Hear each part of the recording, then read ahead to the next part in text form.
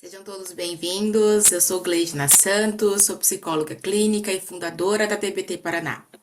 Hoje damos início a uma jornada pelo universo da terapia comportamental dialética, uma abordagem desenvolvida pela doutora Marsha Linehan para atender pacientes que, à época, eram considerados difíceis demais para os tratamentos convencionais. Mas a DBT vai muito além de uma intervenção para o transtorno de personalidade borderline. Ela é um modelo completo de cuidado que integra ciência, compaixão e estrutura. Pensado para pessoas que sentem demais, enfrentam crises intensas e muitas vezes foram invalidadas por isso ao longo da vida. Nesta aula, vamos compreender como funciona o tratamento em DBT, o que o torna único entre as psicoterapias e por que a DBT tem revolucionado a forma como cuidamos de sofrimentos emocionais severos, especialmente em contextos como suicídio, autolesão, trauma e desregulação afetiva. Mais do que teoria, a proposta aqui é traduzir essa ciência para a prática clínica real, com exemplos, organização e aplicabilidade direta. Preparem-se para mergulhar em um modelo que não apenas salva vidas, mas ensina as pessoas a construírem uma vida que vale a pena ser vivida. A terapia comportamental dialética é uma abordagem psicoterapêutica cognitivo-comportamental com importantes inovações estruturais, filosóficas e clínicas.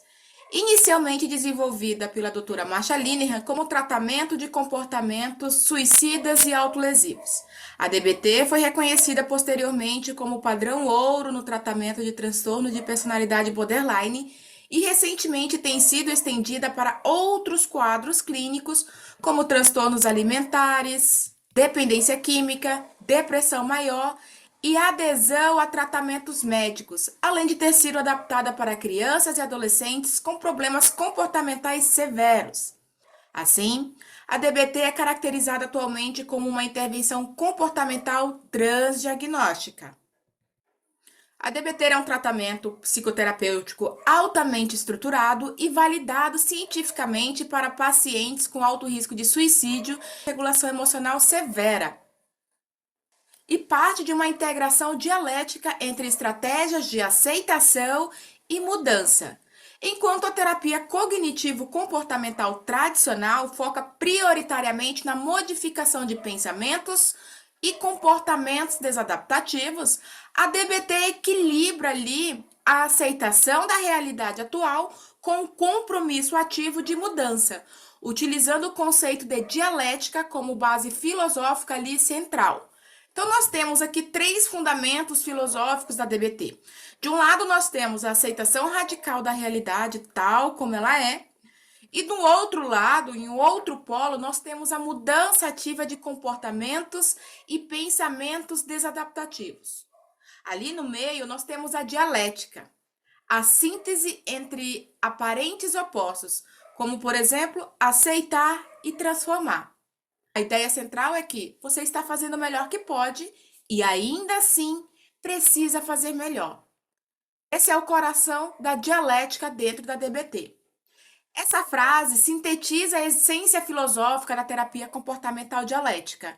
Ela representa uma tensão criativa entre aceitação radical e compromisso com a mudança, dois pilares fundamentais da abordagem de Marsha Linehan. O que significa para vocês a frase?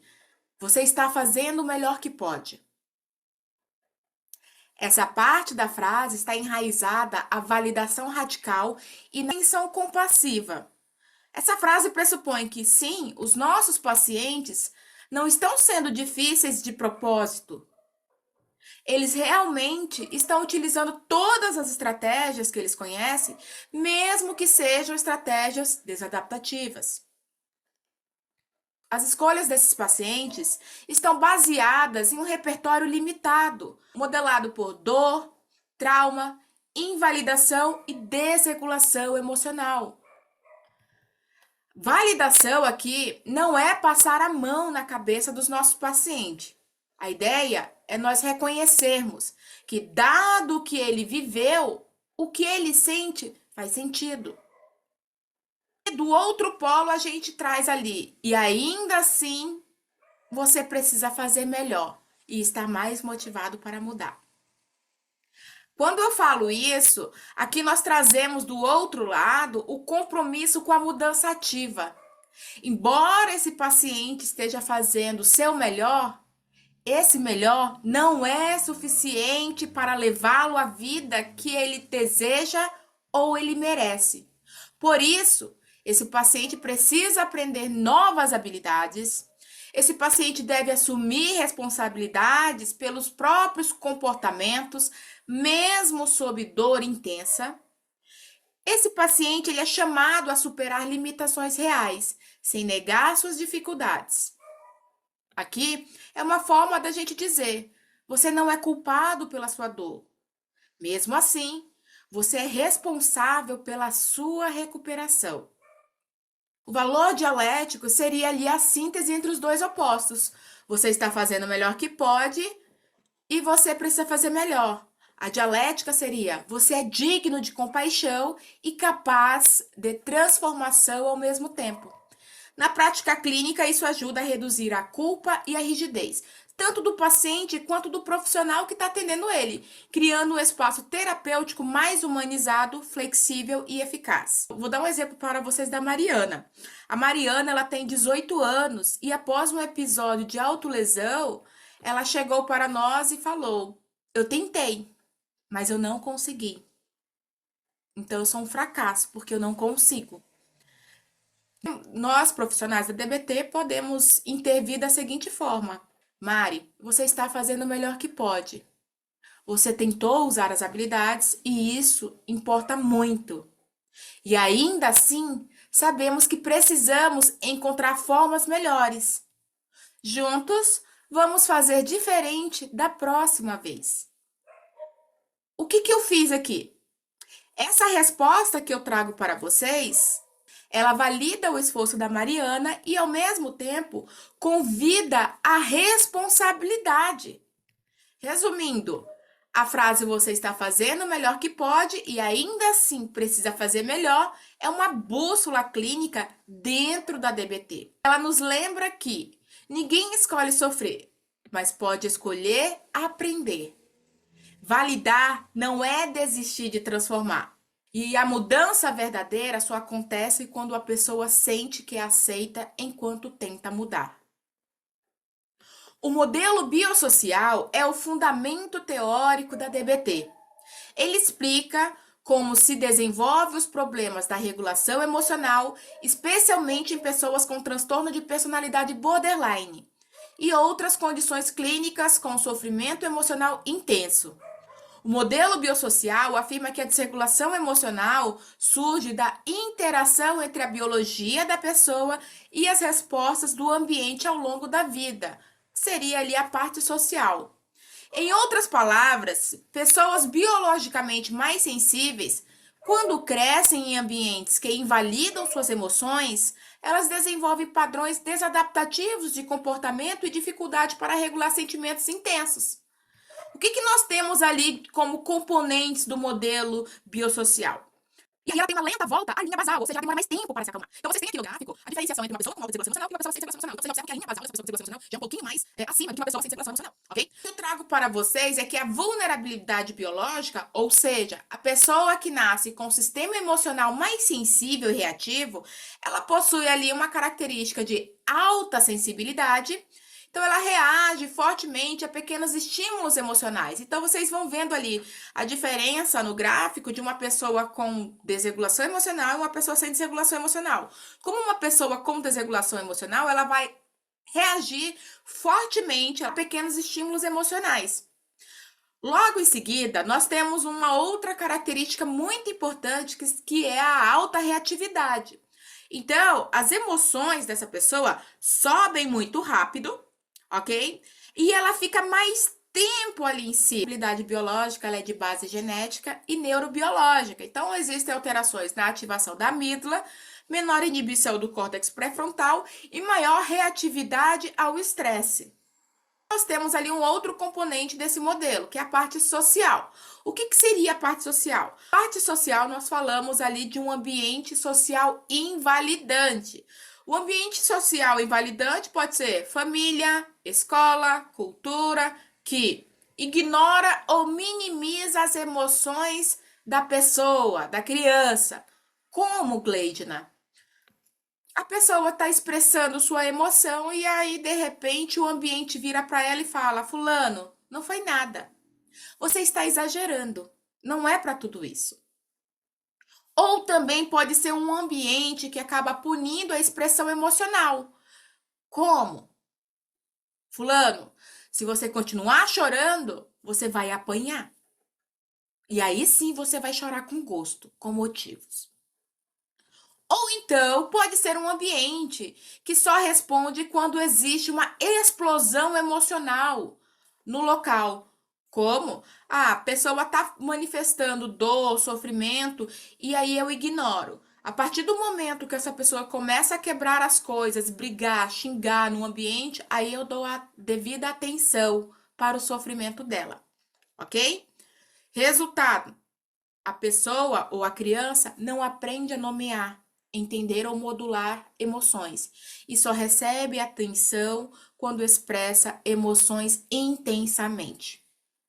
Essa aqui é a parte social. A interação entre os dois, ou seja, a transação entre a biologia e o ambiente, essa combinação cria um ciclo vicioso. A criança sente algo muito forte, ou seja, aparato biológico. O adulto invalida ou não entende as emoções dessa criança, a parte social.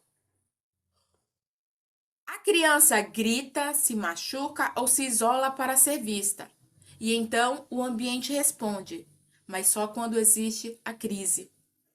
Então, o que a criança aprende? Sofrer muito ou explodir é o único jeito de eu ser ouvida. Ok? Eu vou dar um outro exemplo para vocês para clarificar melhor o modelo biosocial. Nós temos o João, de 15 anos, que sempre foi considerado muito intenso e dramático pelos pais. Quando o João era pequeno, ele chorava com facilidade e era chamado pelo pai de moleque fraco. Já sua mãe falava para ele engolir o choro.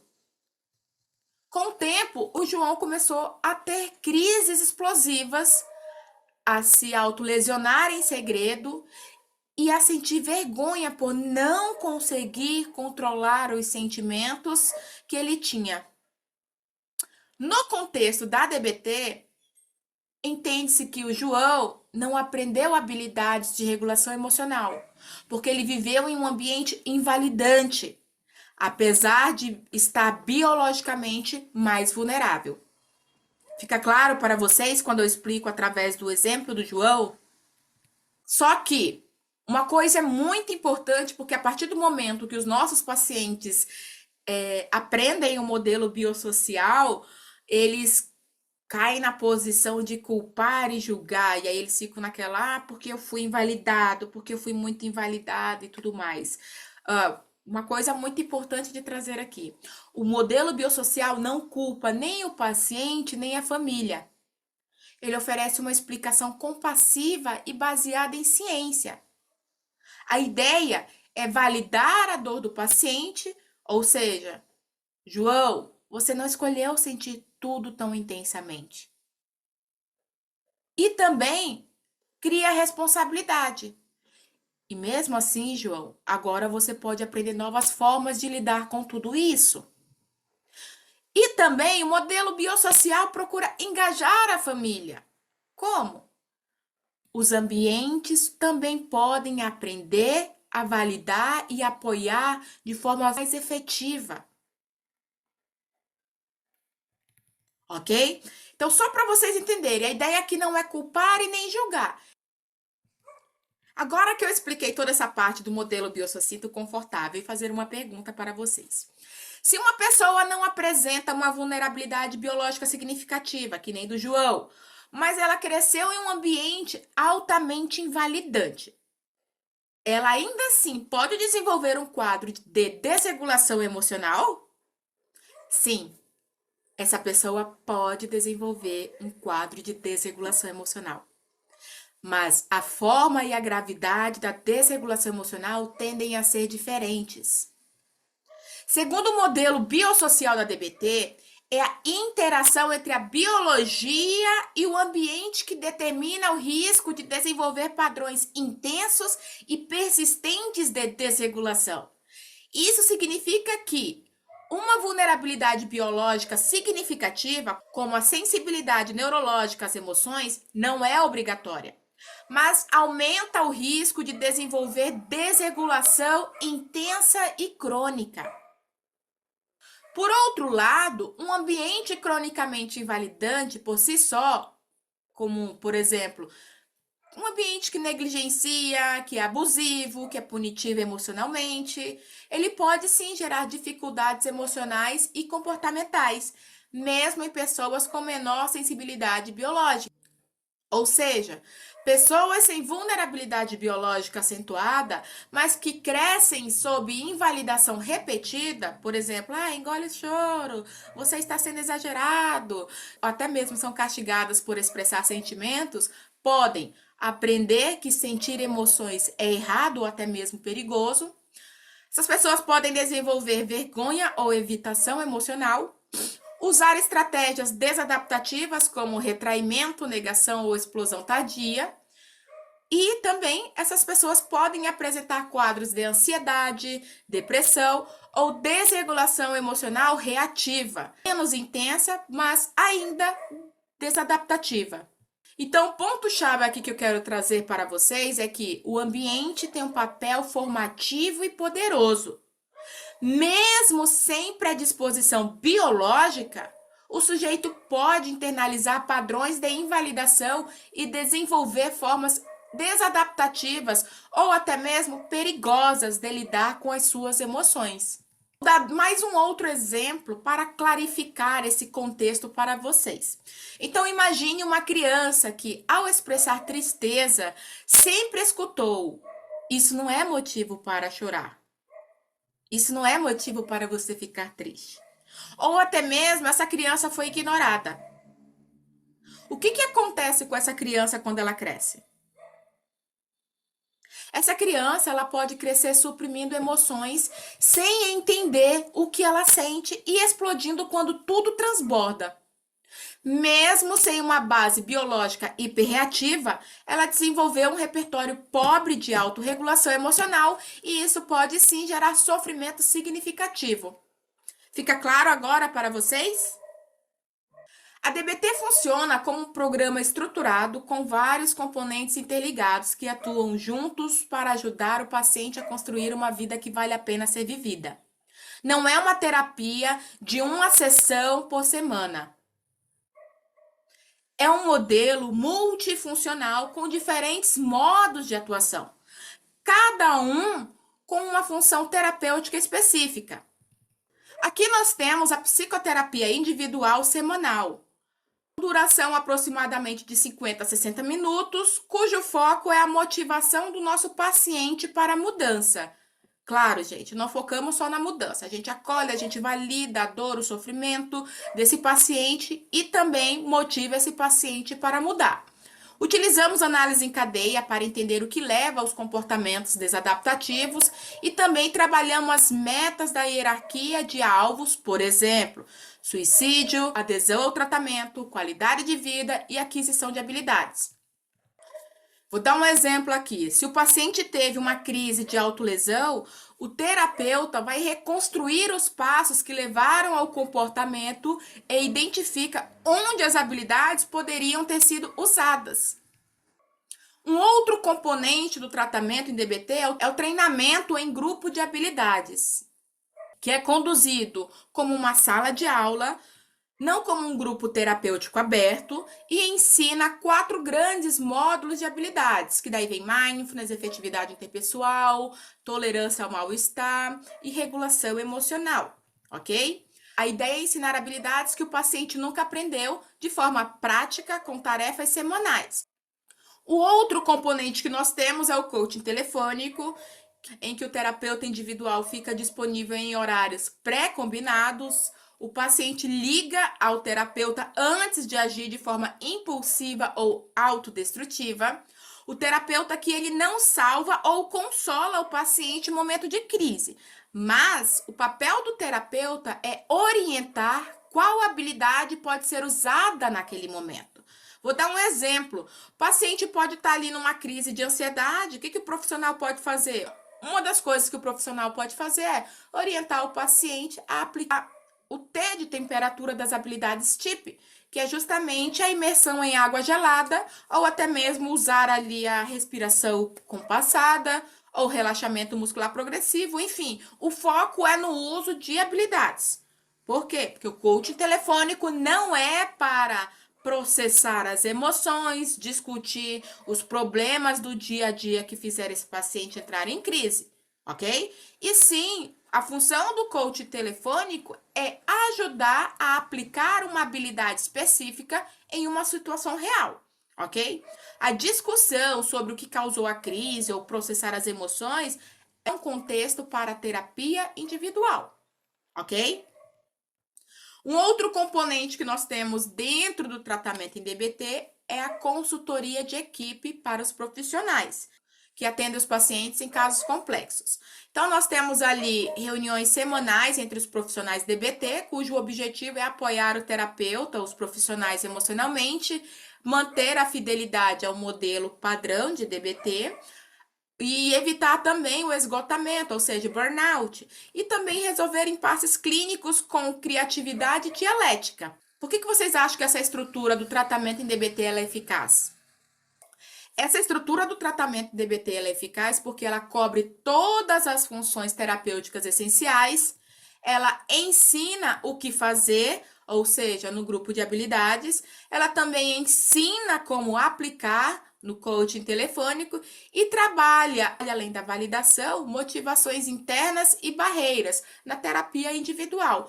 E também protege e fortalece o terapeuta, o profissional, no time de consultoria. Agora que eu expliquei para vocês sobre os componentes do tratamento em DBT, eu tenho uma pergunta para fazer. É possível utilizar apenas um dos modos de tratamento da DBT? Como apenas o grupo de habilidades ou somente a terapia individual, e ainda assim obter bons resultados?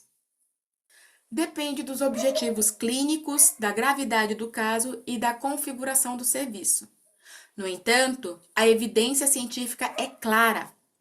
A DBT é mais eficaz quando todos os componentes do tratamento padrão, ou seja, terapia individual, grupo de habilidades, coach telefônico e a consultoria de equipe, são utilizados em conjunto.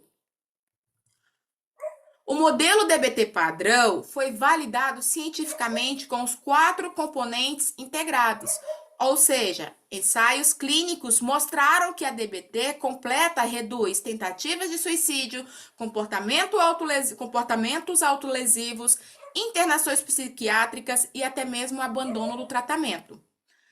Quando apenas partes da DBT são utilizadas, por exemplo, somente o grupo de habilidades, os resultados são positivos, mas geralmente mais modestos e menos duradouros.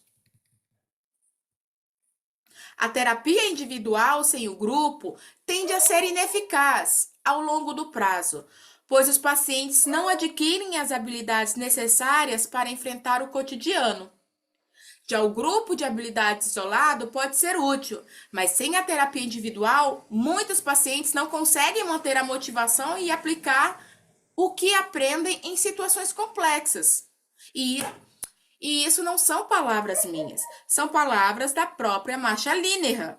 Em contextos de prevenção ou psicoeducação, o grupo de habilidades pode ser oferecido de forma independente como programa complementar, como, por exemplo, a DBT nas escolas, que nós aplicamos por aqui, e também em clínicas multiprofissionais. Nós temos ali também em serviços com recursos limitados também, que se há pelo grupo pode ser melhor do que não oferecer nada, desde que se tenha clareza sobre as limitações. Agora, em casos graves, como o transtorno de personalidade borderline, questões com suicídio, comportamento autolesivo frequente, usar apenas um modo como grupo não é recomendado. Então, resumindo, sim, é possível usar partes da DBT, mas com limites. A forma mais eficaz, validada cientificamente, é o modelo completo, padrão de DBT, com todos os componentes atuando juntos. A terapia individual é um dos pilares da DBT e funciona como o coração do tratamento. Seu foco é manter o paciente motivado para mudar e ajudá-lo a aplicar as habilidades aprendidas no grupo em sua vida diária. Para isso, a DBT utiliza uma estrutura hierárquica clara de alvos terapêuticos, priorizando o que é mais urgente e perigoso a cada sessão. Então, nós temos ali no primeiro nível, os comportamentos que ameaçam a vida. Então, a ideia é prevenir suicídio, comportamento autolesivo grave e negligência médica. No segundo ali nível, a gente tem os comportamentos que interferem no tratamento. Então, a ideia é reduzir faltas, mentiras, sabotagens, conflitos com o terapeuta. No terceiro nível, nós temos ali os comportamentos que afetam a qualidade de vida. Por exemplo, nós tratamos abuso de substâncias, impulsividade, conflitos familiares e dentre outros comportamentos que afetam a qualidade de vida do paciente.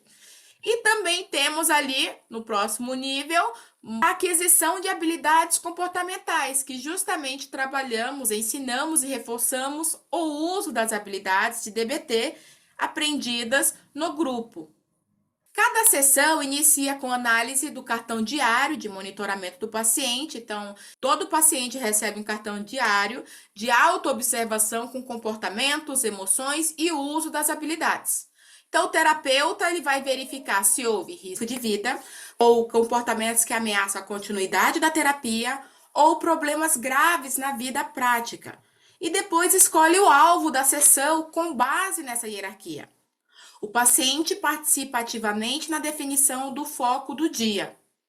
E aí nós temos as ferramentas da própria DBT que utilizamos, como análise em cadeia, para entender o passo a passo de um comportamento desadaptativo, por exemplo, comportamento autolesivo.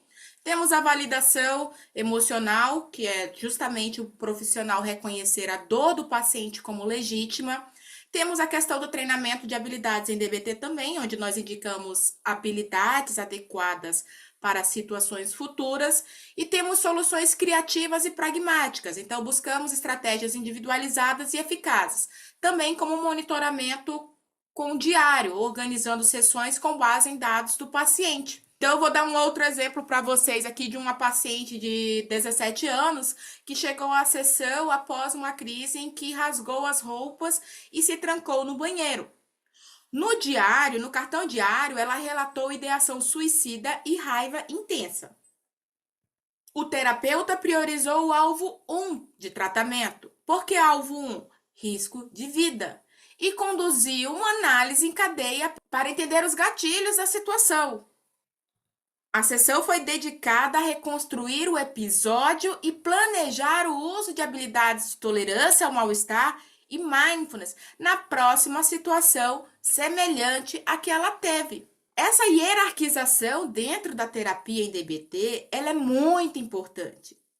Sem hierarquia clara, o terapeuta pode ser puxado pela emoção do momento do paciente ou perder o foco do que realmente importa. A estrutura da DBT garante que a ameaça à vida e a continuidade do tratamento venha sempre primeiro.